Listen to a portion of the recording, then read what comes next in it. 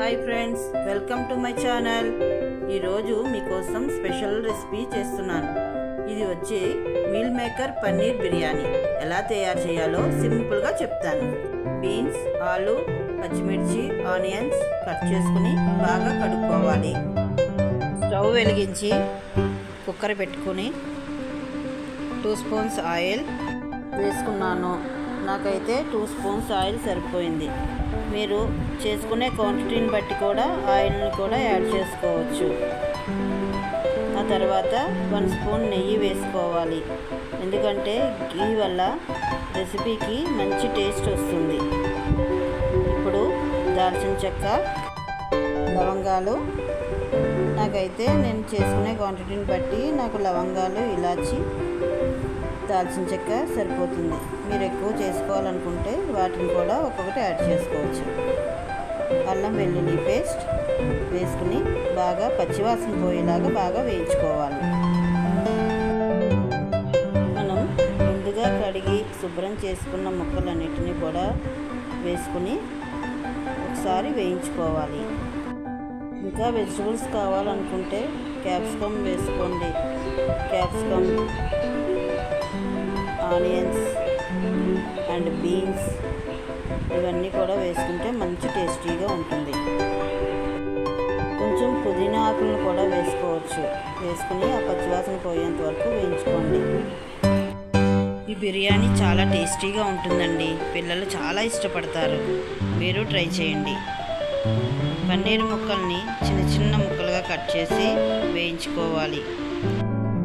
Medium ఫ్లేమ్లో పెట్టుకుని ముక్కలు బాగా వేయించుకున్నాక 2 స్పూన్స్ గరం మసాలా వేసుకోవాలి. 1/2 స్పూన్ పసుపు, 2 స్పూన్స్ కారం వేసి ఒకసారి వేయించాలి. తర్వాత మనం నానబెట్టిన మీల్ మేకర్ని వేయాలి. మీల్ మేకర్ వెజిటబుల్స్లో బాగా కలిసేటట్టుగా వేయించుకోవాలి. ఆ తర్వాత మనం ఒక 1/2 అవర్ ముందుగా నానబెట్టిన రైస్ తీసుకుని, అది బాస్మతి అయినా అవ్వచ్చు లేదా నార్మల్ రైస్ అయినా అవ్వచ్చు, ఏదైనా తీసుకోవచ్చు. నేనైతే బాస్మతి బియ్యం తీసుకున్నాను.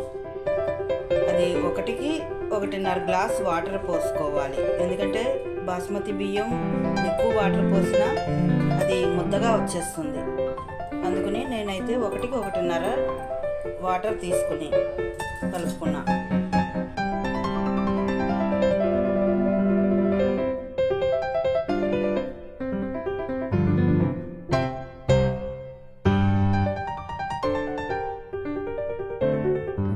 వాటర్ పోసి కలుపుకున్నాక కుక్కర్ మూత పెట్టే ముందు కొంచెం సాల్ట్ అండ్ మసాలా సరిపోయిందో లేదో చూసుకుని మూత పెట్టుకోండి.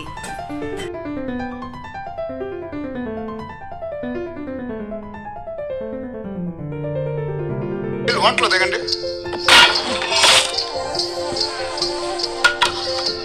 బిర్యానీ బాగుండాలక్కయ్యో, దమ్ మదిరిపోలా. అంతే, meal maker biryani ready. Taste చేయండి. ఇప్పుడు రైతా చేసుకుందాం. బిర్యానీలోకి రైతా చాలా బాగుంటుంది. ఆనియన్స్ని చిన్న చిన్న పీసెస్గా కట్ చేసుకోవాలి. ఆ తర్వాత కొత్తిమీరను కూడా చిన్న చిన్న ముక్కలుగా కట్ చేసుకోవచ్చు. రైతాలోకి కీరా కూడా చాలా బాగుంటుంది. కానీ నా దగ్గర కీరా లేదు, క్యారెట్ తీసుకున్నాను.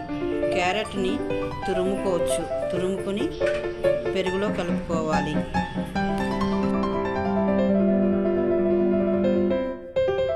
క్యారెట్ని కూడా ఇలా సన్నగా కట్ చేసుకుని పెరుగులో కలుపుకుంటే చాలా బాగుంటుంది. బిర్యానీలోకి రైతా బాగుంటుంది, లేదా కూరమా కూర కూడా చాలా బాగుంటుంది. నేనైతే రైతా చేసుకున్నాను. కొత్తిమీరని, పచ్చిమిర్చి కూడా వేసుకోవచ్చు. వేసుకుని పెరుగులో బాగా కలుపుకోవాలి. కలుపుకున్నాక సరిపడ్డ ఉప్పు వేసుకుని ఒక్కసారి మళ్ళీ కలుపుకోండి. అంతే, రైతా రెడీ.